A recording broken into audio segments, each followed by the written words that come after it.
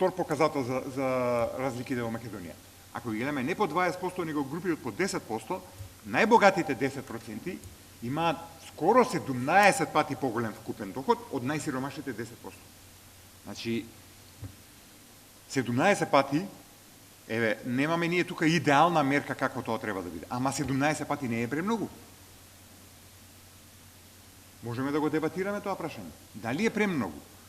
Вакви податоци за други земји, гледате како што се случува, најбогатите 10% споредени со најсиромашните 10% во случајот на Македонија и нашето соседство.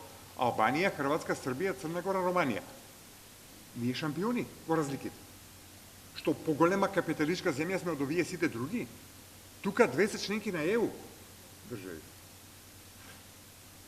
Така што овие разлики се многу битни кои што кога зборуваме за оваа нееднаквост за Република Македонија.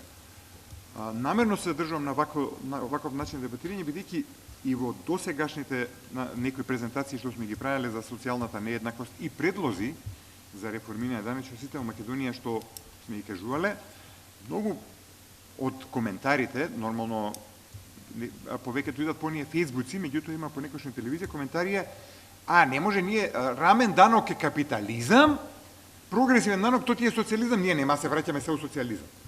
Знаете, со такви стереотипни дебати базирани на вредностни судови не стигнуваме до решение.